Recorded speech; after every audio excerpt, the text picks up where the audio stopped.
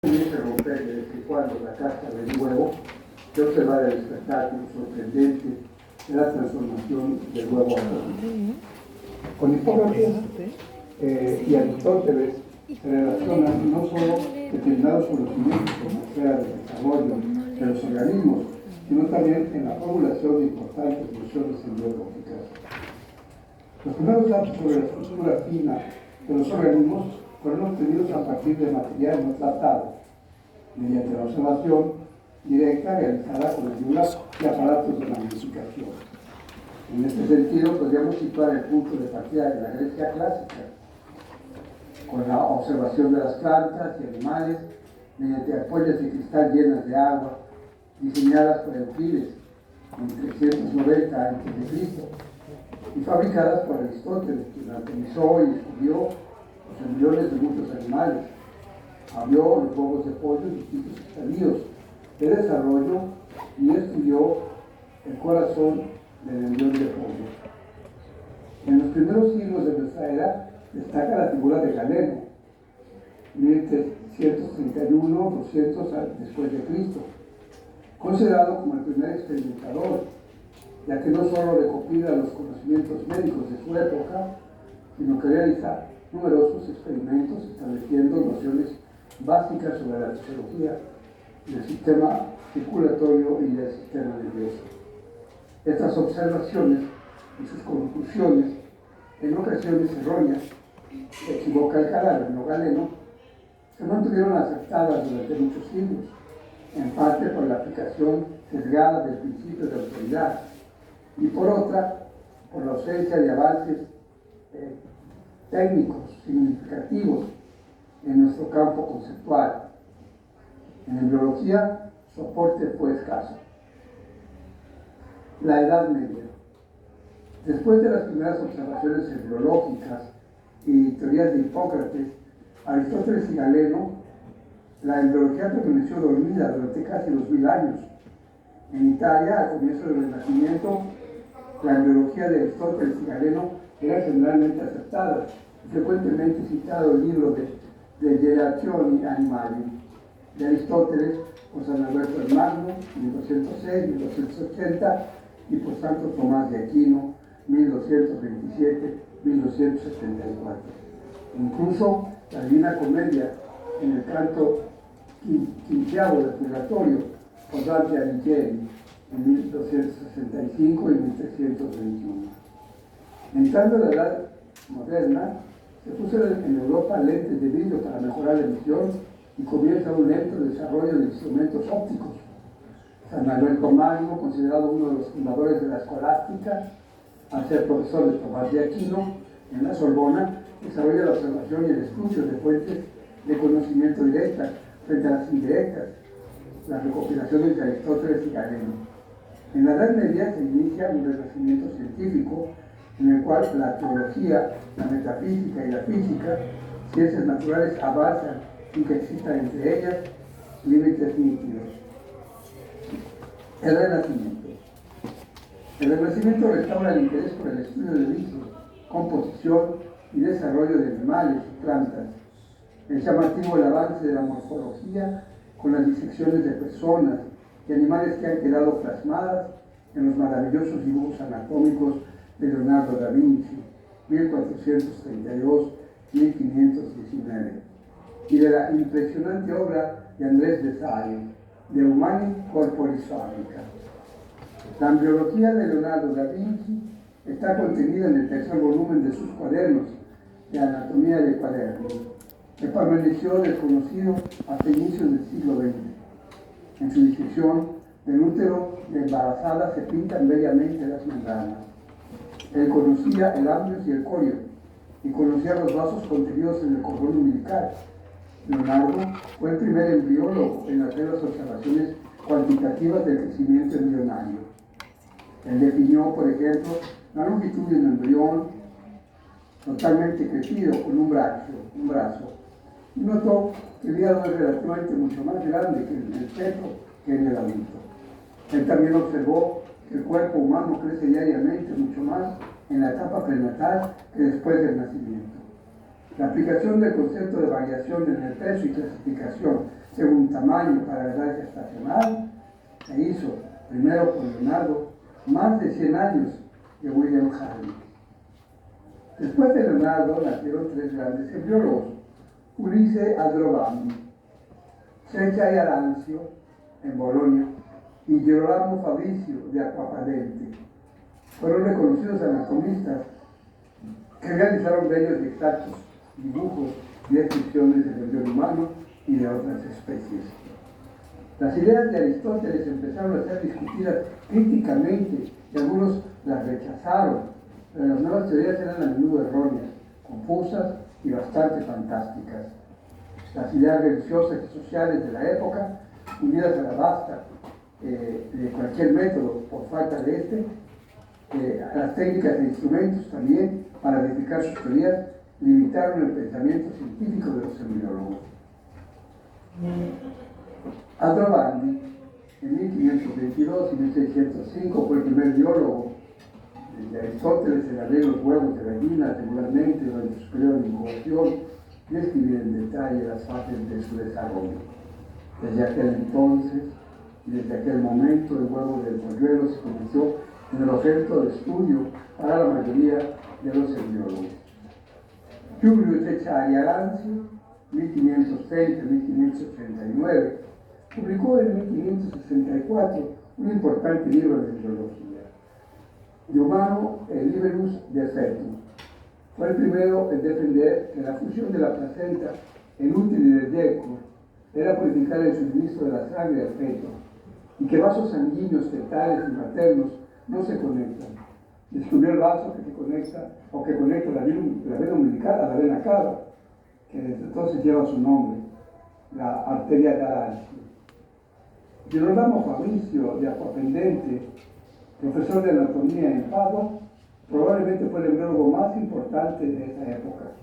En sus famosos libros Deformazioni e le ovi puri enatorum, de formato fértil, en 1604, realiza aportes a la embriología comparada al describir detalladamente embriones de distintas especies. Sin embargo, sumó la teoría de la generación del embrión, que correspondía a Aristóteles. Fabrizio también debe ser recordado como maestro de William Harvey, que durante 5 años en Padua asiste a las lecciones de anatomía de Fabrizio. Gabriele Falloppia, 1523-1562, nacido en Modena y profesor de anatomía en Ferrara, Pisa y Padua, debe mencionarse como el descubridor de las trompas uterinas, las trompas de Falopio, pero su servicio a la embriología solo fue indirecto. William Harvey, 1578-1657, médico inglés, descubre la circulación de la sangre y el papel del corazón en su propulsión, refutando así las teorías de Galeno y sentando las bases de la fisiología moderna. La precisión de sus observaciones estableció un modelo para futuras investigaciones biológicas.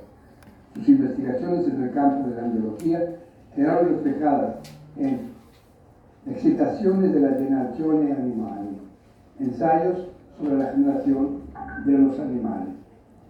Posteriormente, le corresponde a la teratología hacer un seguimiento de lo que sucede con los individuos bajo sustancias tóxicas y con ello se complementa la investigación de la embriología hasta nuestros días.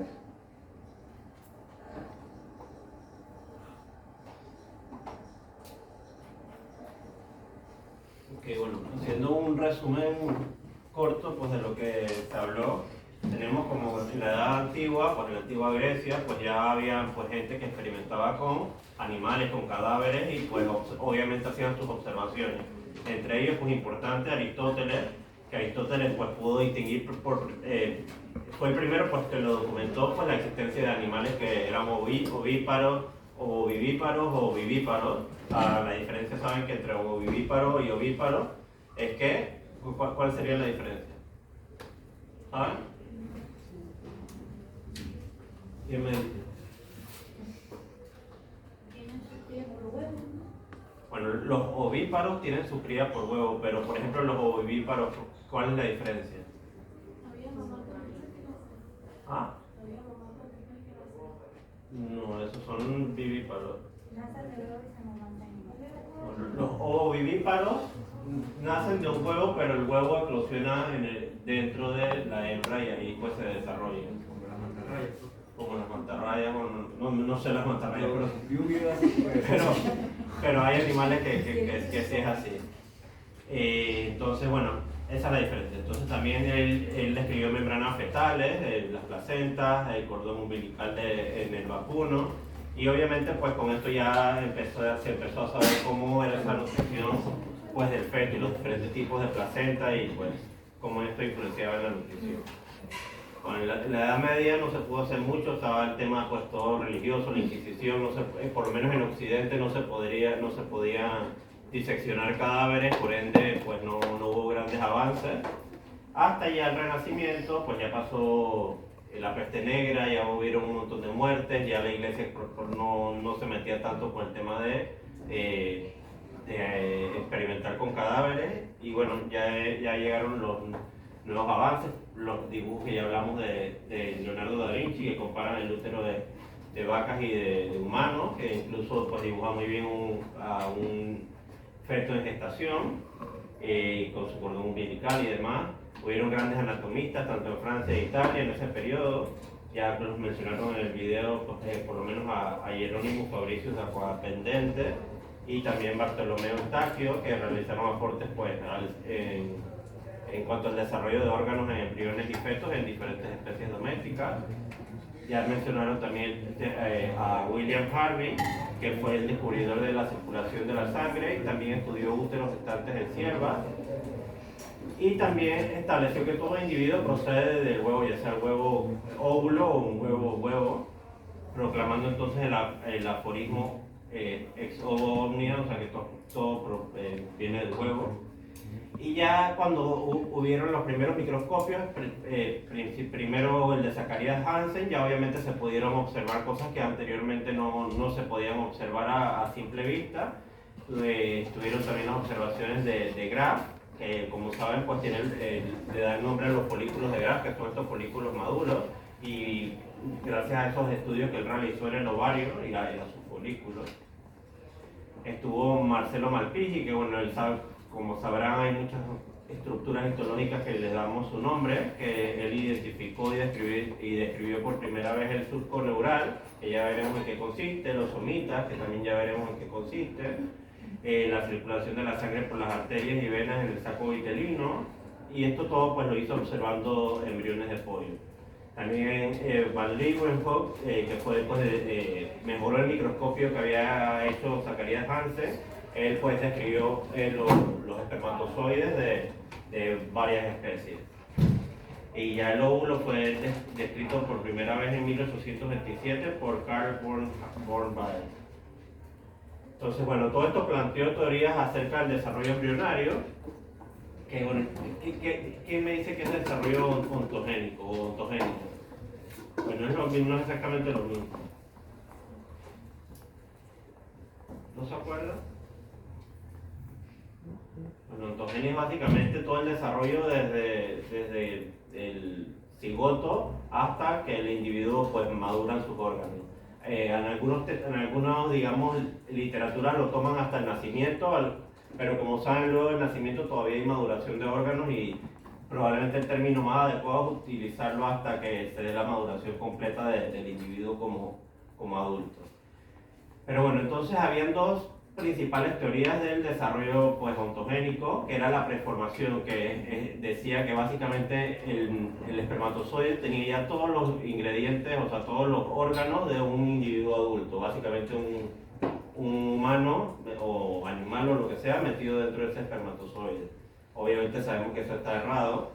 Y la otra teoría que surgió era la epigénesis, que básicamente había una diversificación progresiva de las partes debido a nuevas creaciones, que es más o menos lo que ocurre. Ya más adelante, a mediados del siglo XX, se supo más bien cómo se daba esa epigénesis y que llevó entonces a la teoría de la inducción, que es la más aceptada, que básicamente células en desarrollo son capaces de influir en la diferenciación de otras células y tejidos. Por ejemplo, una célula B actúa sobre una célula A, causando que esa célula A se diferencie en célula C. ¿Okay? Y esa célula C, a su vez, que se acaba de crear a partir de una célula A, puede actuar sobre las células A y las células B, a su vez creando que las células A se diferencien en D y las B se diferencien en E. Y así, pues, digamos, de manera bastante simplificada se coordina, digamos, el crecimiento de diversos órganos en diversas etapas del desarrollo embrionario. Entonces, bueno, fases de desarrollo prenatal, tenemos el periodo preembrionario, que es el periodo desde que se da, bueno, desde la formación de gametos, la gametogénesis, hasta que se implanta básicamente ese embrión en el cuerno uterino, el periodo embrionario, que es donde ese embrión se desarrolla hasta que ya por lo menos el esbozo de sus órganos y de su cuerpo está más o menos plasmado, y ya el periodo fetal, que es cuando ya hay una mayor diferenciación en cuanto a crecimiento del individuo, pero ya los esbozos de los órganos ya están, digamos, preformados. Entonces, bueno, como les hablaba, bueno, el periodo preembrionario germinativo corresponde, bueno, el inicio del desarrollo, puede ser desde la fecundación, pero también se puede incluir la gametogénesis hasta la gastrulación, que ya veremos que básicamente la gastrulación básicamente es cuando se forman las tres hojas embrionarias, el endodermo, el mesodermo, el ectodermo. Ya lo estudiaremos con calma. Bueno, en este periodo preembrionario, o sea, cuando se da esa fecundación, el ser vivo básicamente es una masa de células y no existe una forma corporal definida, y se le denominó, pues, en latín germen, que en latín es blasto, y por eso, pues, escuchamos mucha terminología, que si blastómero, que si mucha terminología con blasto. Bueno, en la especie humana se considera embrión desde la fecundación hasta la implantación en el útero, que ya es en la tercera semana de gestación. Entonces, tras la fecundación, el cigoto, el huevo cigoto, inicia una serie de procesos y divisiones que es la blastogénesis, que incluye, pues, las etapas de segmentación y gastrulación, que ya hablaremos. Ocurre la fecundación, una serie de divisiones mitóticas que dan lugar a blastómeros, que forman luego una mórula, de la cual se genera una blástula, una gástrula, y a su vez esta gástrula, que es donde se generan las tres capas de ese embrión, pues va a formar, como se dice, el embrión. Bueno, que es la segmentación. Esta ocurre inmediatamente después de la fecundación y es lo que les mencionaba, una serie de divisiones mitóticas, que las estudiaremos a más detalle, que básicamente dividen el citoplasma del cigoto en células más pequeñas, que inicialmente van a recibir el nombre de blastómeros, que van a formar una masa de células, pues, más grande llamada mórula, y que dará lugar a una estructura esférica y hueca llamada blástula o blastocito. Ya estudiaremos la segmentación más a detalle en la próxima clase. Y la gastrulación, que como les dije, es cuando hay una serie de movimientos en esas células de esa blástula y va a formar esas hojas germinativas. Como pueden ver aquí, pues, tenemos el blastocele que forma la blástula, y hay una serie de plegamientos que van a formar las diferentes hojas germinativas, el ectodermo, el endodermo y el mesodermo, a partir de las cuales se van a diferenciar distintos órganos. Y bueno, todo este proceso de esa formación de esas hojas germinativas recibe el nombre de gastrulación, y esta fase se denomina el preembrión, perdón, en esa fase se denomina gastrulación. Ya en el periodo embrionario se va a determinar la forma corporal, los órganos se van a desarrollar de forma ordenada, este proceso se denomina morfogénesis. Su inicio además es crítico, porque el disco embrionario trilaminar, que vimos acá, que tiene, pues, las tres, digamos, hojas germinativas, tiene que pasar de una estructura plana a una estructura cilíndrica a través de muchos plegamientos complejos, y ahí, pues, obviamente, si no ocurren de manera adecuada, pueden llevar a las malformaciones de ese individuo, así que es un proceso bastante delicado. Entonces, bueno, a partir de esas tres hojas embrionarias se diferencian todas las células, los tejidos y los órganos en un proceso que conocemos como organogénesis. Ya luego en la neurulación, que también la estudiaremos más adelante, más a detalle, es un estadio que se llama neurula, y recibe ese nombre porque se forma el tubo neural Y también aparecen los somitas. ¿Qué son los somitas? ¿Recuerdan? Bueno, los somitas son estos esbozos embrionarios que son segmentados y a partir de los cuales se va a generar principalmente la mayoría de los músculos esqueléticos. Y también se va a partir de ellos la columna vertebral, por ejemplo. Entonces, bueno, en este estadio se genera ese tubo neural que es pues, muy importante para el desarrollo y diferentes cavidades, como puede ser el celoma, como puede ser pues, ya los intestinos y pues los somitas, pues, como les digo.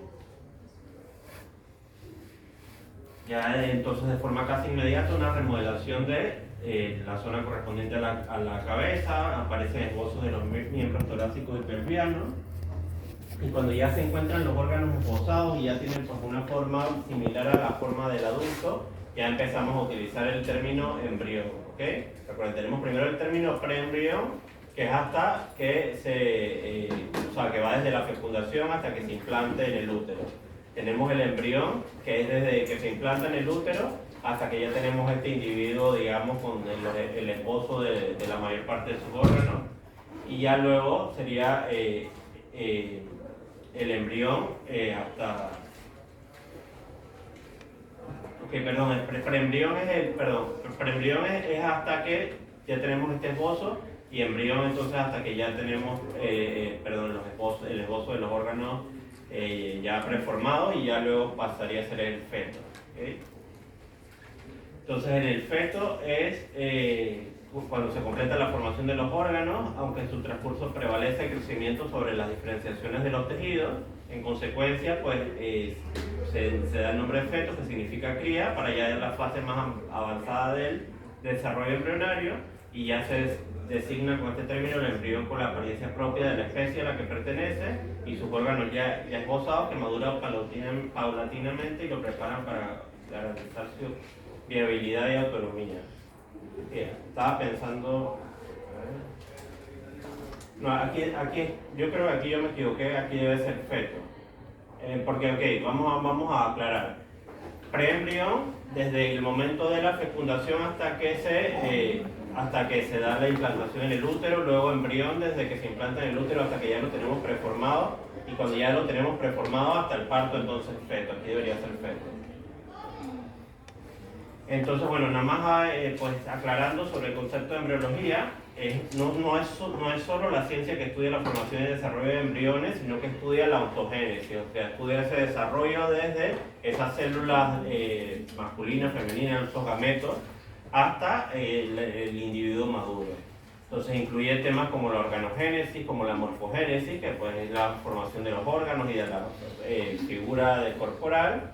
También incluye temas como lo que es la teratología, que es el estudio pues, de cualquier malformación congénita o genética que pueda sufrir el individuo, ya sea en el proceso, pues, como dije, de ya sea organogénesis, morfogénesis, o porque en su propio genoma hay alguna, por ejemplo, una trisomía, o sea, que haya tres conjuntos de un cromosoma, por ejemplo, o una monosomía, que en vez de tener el par de cromosomas solo tenga uno, entre otras pues, causas de teratogénesis. También estudia técnicas de reproducción asistida, como puede ser la fecundación in vitro, como puede ser el trasplante de embriones, que ya pues, hablaremos. Y estudia también técnicas de genética, como puede ser la clonación, células madres, terapia génica y pues aplicaciones que pueda pues, llevar a cabo estos conocimientos de la embriología. Entonces, bueno, dicho eso, pasamos a la siguiente.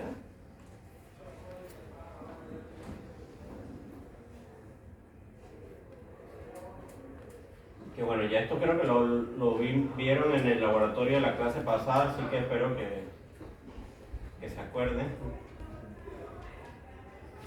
El tema de gametogénesis y fecundación.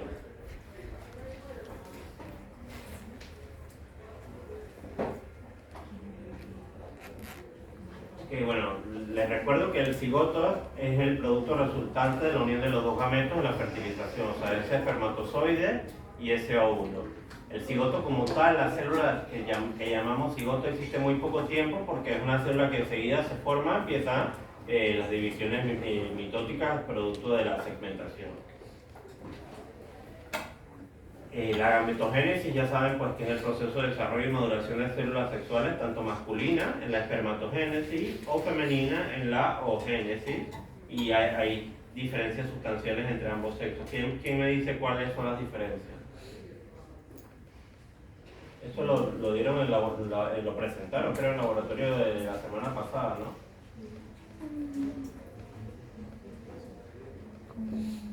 ¿No se acuerdan? Por ejemplo, en la espermatogénesis, primero ella,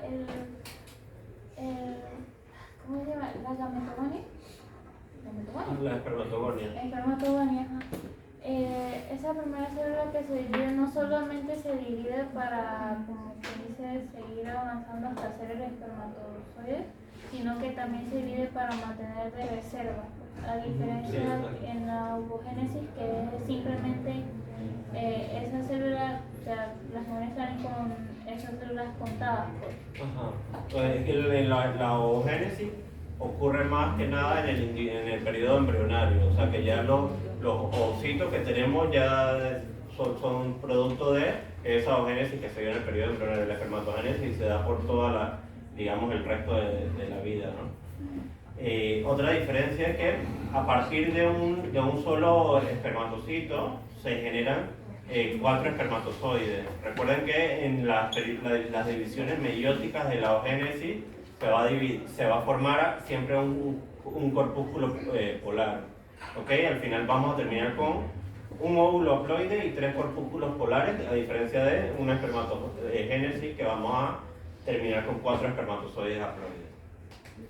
Entonces recuerden, bueno, es importante pues que sepan un poco las diferencias de la mitosis y la meiosis. ¿Cuál ocurre aquí? ¿La mitosis o meiosis? Meiosis. ¿Y cuál es bueno, aquí están las diferencias, ¿no? En la mitosis, ¿en qué células ocurre? ¿Y cuáles son las células somáticas? Y las células somáticas son todas las células, la piel, todas las células excepto las células sexuales, ¿no? La meiosis entonces solamente ocurre en los gametos, en las células sexuales. En la mitosis hay una gran diferencia, es que las células van a obtener el mismo número de cromosomas, o sea, van a ser células diploides dividiéndose en otras células diploides, mientras que la meiosis son células diploides que van a terminar siendo células haploides. ¿En cuál de las dos meiosis ocurre eso? Que pasa de diploide a haploide. En la 1. En la 2 aumenta el número, en la 1 pasan de haploides de diploides a haploides. También en la meiosis, a diferencia de la mitosis, hay un fenómeno que se llama entrecruzamiento, en el cual las cromátidas de los cromosomas homólogos se van a unir y van a intercambiar, digamos, información, y eso va a contribuir, va a ser una de las cuestiones que va a contribuir a la variabilidad genética de esa progenie. Vamos a ver algunas cositas.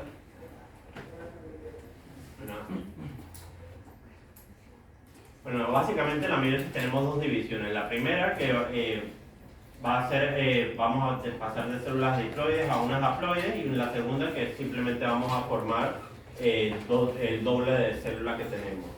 Aquí les dejo, digamos, de manera resumida, pues por cada una de las fases de la meiosis 1, pero bueno, importante en la profase número 1, en la profase número 1 se va a diferenciar en 5 estadios. El leptoteno, que es donde se condensan los cromosomas.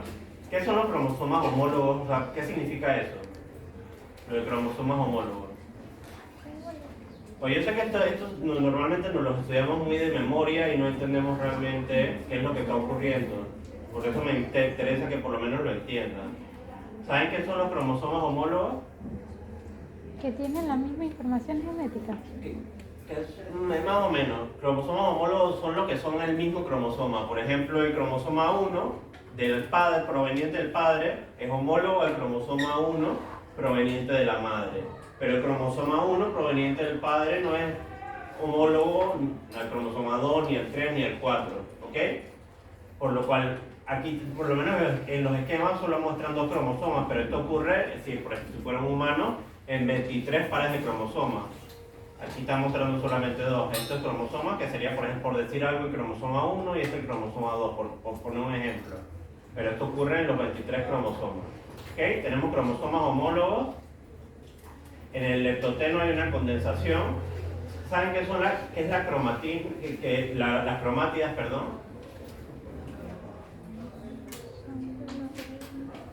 Las cromátidas son cada uno, digamos, de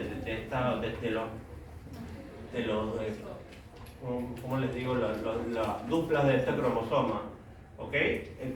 O sea, antes de que ocurra la división, hay una duplicación del material genético, y ese material genético, básicamente el cromosoma, forma 2 cromátidas.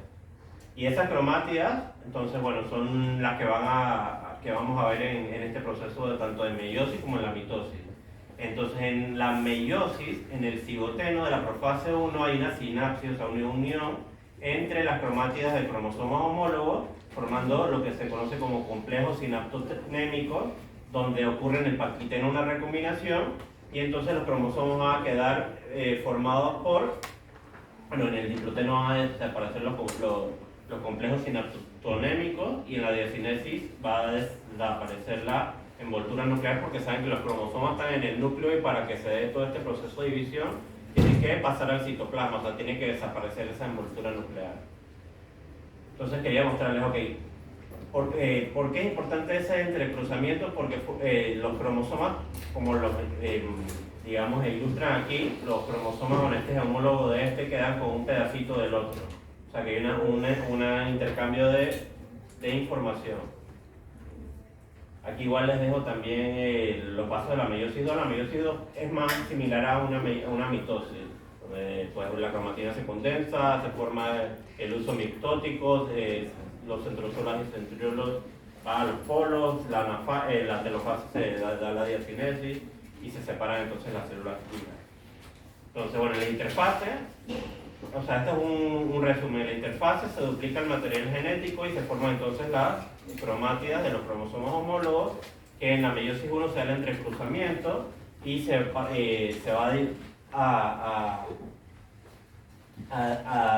dividir en la mitad del número de cromosomas. O sea, si son 46 cromosomas, o sea, 23 pares, van a quedar solamente 23 cromosomas en cada una de las células hijas, que a su vez, pues aquí ya únicamente pasan a formar entonces, en este caso, pues de la gametogénesis, los espermatocitos secundarios o los ovocitos secundarios. Entonces, en la espermatogénesis pasamos de espermatogonias a espermatozoides, comienza la pubertad y se prolonga durante toda la vida. Bueno, ya lo veremos en histología en el segundo semestre, los túbulos seminíferos, donde tenemos las espermatogonias, que son esas células diploides a partir de las cuales se da esa meiosis, tanto la 1 como la 2. Tenemos también células de Sertoli, que ellas están más que nada involucradas pues, en el hormonal y en el mantenimiento de estas espermatogonias, y pues a partir de ellas se forman las espermátidas y los espermatocitos pues, primarios y secundarios, que a su vez pasan a ser los espermatozoides, que son haploides. Bueno, esto es lo que mencionaba Amanda, de que pues, a diferencia de la hembra, en el macho hay una, digamos, regeneración de esas espermatogonias A, que van a ser como, digamos, la base para la formación de las espermatogonias B, a partir de las cuales se forman los espermatocitos primarios y a su vez los espermatozoides. Todo esto ocurre a nivel de los túbulos seminíferos. Ahí existen las espermatogonias de tipo A, que ellas por mitosis se regeneran, se mantienen en espermatogonias de tipo A, y forman entonces las espermatogonias de tipo B, que ya son las que van a dar origen a las células especializadas diploides, los espermatocitos primarios, que a su vez ya entonces van a sufrir la meiosis 1, formando los haploides, que son los espermatocitos secundarios, y que estos a su vez se van a dividir formando las espermátidas y los espermatozoides, bueno, como los muestra aquí. Okay, los espermatocitos entran en una profase prolongada, seguida de una finalización de la meiosis 1, formando 2 espermatocitos secundarios, que estos ya son haploides, cada espermatocito secundario pasa por una segunda división meiótica y forma 4 espermátidas, que ellas a su vez se diferencian. ¿Cómo se llama ese proceso por el cual se diferencian las espermátidas en espermatozoides? Esa es espermiogénesis. Espermatogénesis es todo esto. La espermiogénesis es solamente de aquí a aquí. Pero por ahí, ¿no? Esto es lo que les decía, las espermátidas haploides sufren una serie de cambios, que es la espermiogénesis, y que permite su transformación en espermatozoide, que ya una vez que están completamente formados los túbulos seminíferos, son empujados entonces hasta el epididimo y ahí completan su movilidad y pues obviamente salen por la uretra de la eyaculación. Entonces la ovogénesis, como ya mencionamos, ocurre en el ovario fetal. Aquí pues pasamos de ovogonias a ovocitos. Ocurren los folículos, estos son los folículos primordiales, que básicamente son los folículos en un estadio, digamos, de reposo, rodeados por un epitelio plano. Bueno, como les dije, a diferencia del macho, las ovogonias, que son esas células diploides derivadas de las células germinativas primordiales, se dividen en el ovario fetal, pero algunas de ellas se diferencian en ovocitos primarios de mayor tamaño. Una vez se forman, replican su ADN y entran en una profase de la primera división meiótica. En los últimos meses de gestación se produce la muerte de un gran número de ovogonias y ovocitos primarios, y los que sobreviven han entrado ya en la primera división meiótica, que no va a terminar hasta que la hembra alcance la diferenciación sexual ya en la vida postnatal. Bueno, los ovocitos estos primarios, que son los folículos primordiales, quedan rodeados por estas células foliculares planas, y ya ellos se van a reactivar a nivel ya de la pubertad en los diferentes ciclos ováricos. Ellos son la reserva de los futuros óvulos. Bueno, en cada ciclo un número variable de folículos, que obviamente va a depender de la especie. No es lo mismo una vaca, que va a generar más folículos. Bueno, una vaca no es el ejemplo que quería dar. Una perra, que por ejemplo va a dar más folículos que por ejemplo una vaca o una persona, una hembra humana, una mujer. Entonces, un número variable de folículos entra en desarrollo. El folículo primario completa su contenido citoplasmático y se dota de una serie de envolturas secundarias, que bueno, primero en el folículo primario es únicamente una capa de células cúbicas. Ya lo veremos también en el segundo semestre. Un folículo secundario son más de una capa de células cúbicas, y ya en el folículo maduro o de Graf, ya aparte de las varias capas de células granulosas, también tenemos el cúmulo óforo, la corona radiata. El cúmulo óforo es esto, la corona radiata, y aquí entonces tenemos el ovocito. Entonces, en coincidencia también con la ovulación, termina la primera división meiótica, se forman dos células de diferentes tamaños, el ovocito secundario y el primer cuerpo polar. Básicamente el ovocito secundario adquiere casi todo el citoplasma, y el primer cuerpo polar una pequeña parte, y que posteriormente él va a desaparecer, no tiene realmente una función importante en el proceso de ovogénesis ni en el proceso de la fecundación. Bueno, el ovocito secundario a su vez detiene su división meiótica, que solo va a completar una vez es fecundado. Si no, esa célula va a degenerar en las primeras 24 horas después de la ovulación. Si es fecundado, se divide para formar dos células haploides, el ovocito maduro y óvulo, el ovocito maduro, que va a ser el óvulo, y una pequeña, que es el segundo cuerpo polar. A su vez, el primer cuerpo polar se puede dividir y formar dos cuerpos polares más, por lo cual al final podemos terminar con 3 cuerpos polares y con un solo óvulo. ¿Okay? Es una diferencia con la espermatogénesis. Bueno, como les dije, el cuerpo polar se puede dividir, pero ya esto no tiene ningún significado funcional. Ya realmente lo único que nos importa es el óvulo, y los cuerpos polares se van a desintegrar.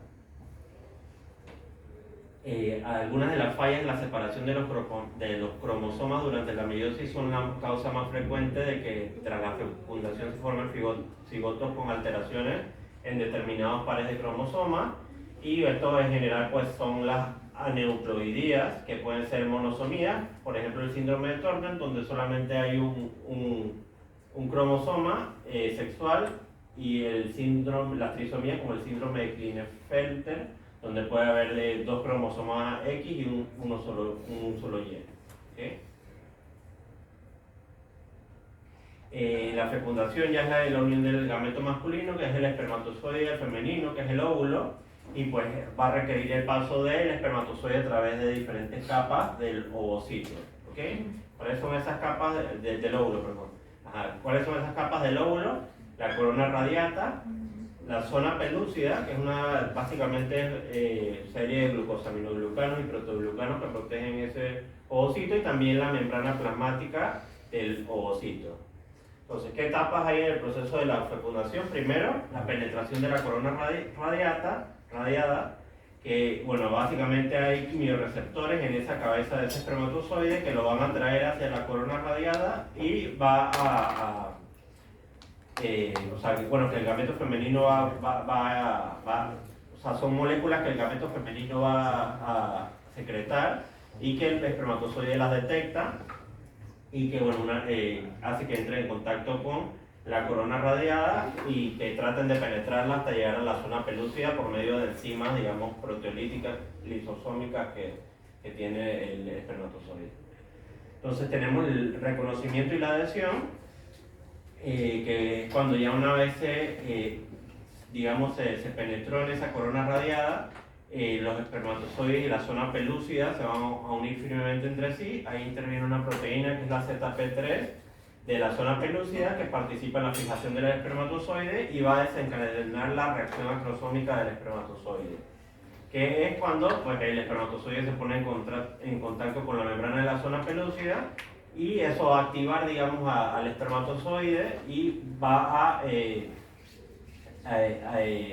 hacer que el espermatozoide se una, digamos, a receptores en la membrana pelúcida como tal, y que permita que los espermatozoides de una especie penetren en el óvulo de la misma especie, y evita que espermatozoides de otras especies que no se unan a los mismos receptores no puedan penetrar en ese óvulo y fecundar especies distintas.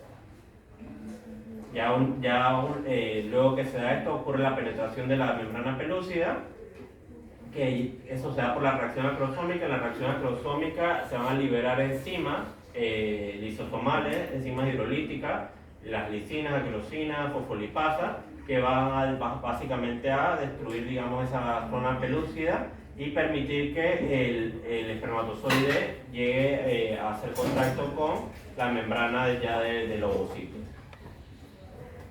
Cuando ya entra en contacto con la membrana del ovocito, hay una fusión de estas membranas y permite que el contenido de ese espermatozoide penetre en el interior del ovocito. Cuando una vez establecida esa continuidad entre ambos citoplasmas, es que entra pues, todo ese material genético del espermatozoide al ovocito, y también depende de ciertas proteínas fusógenas presentes también en ambas bicapas lipídicas. Una vez que pues, se da la unión del espermatozoide con la membrana del ovocito, o sea, ya está por acá, entonces hay un bloqueo de la polispermia para evitar que entren más espermatozoides y hayan temas de poliploidía, como lo que hablamos en antes.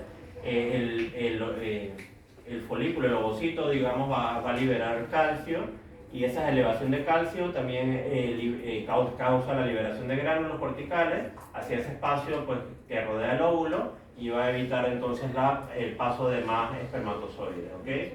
Quedan ellos bloqueados y únicamente pues, puede entrar uno. Cuando entra más de uno es una de las principales causas de poliploidía, o sea, de trisomía de algún cromosoma. Que genera, pues, en perros no se conocen tanto, digamos, trastornos de poliploidía, más que nada pues, en el tema de cuando hay poliploidía en los cromosomas sexuales, pero por ejemplo en la especie humana está, por ejemplo, el síndrome de Down, que es por una trisomía del cromosoma 21.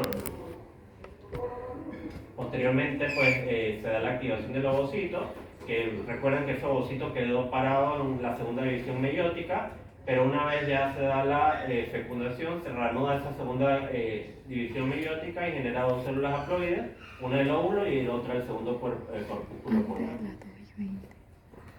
Entonces ahí se van a formar los pronúcleos masculino y femenino, Yo no sabía si la que bueno, son los básicamente el núcleo del espermatozoide y del óvulo, y se van a dirigir a la región central del cigoto, donde se van a desarrollar los cromosomas y replicar el ADN. Y entonces terminamos con la anfimixis, que básicamente es la fusión de esos dos pronúcleos y que va a desencadenar los diferentes pasos de la segmentación, donde va a hacer una serie de divisiones mitóticas, formando un número pues, determinado de células, continuando entonces con ya el crecimiento pues, del individuo y la formación del embrión.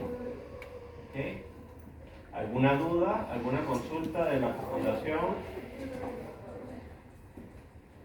Pues si no, entonces continuamos, ya sería la clase siguiente con los siguientes pasos.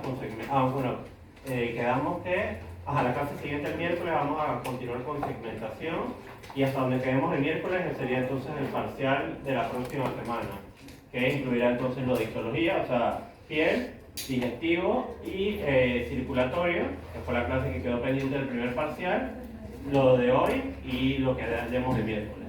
Consulta, el parcial no era el otro miércoles 29.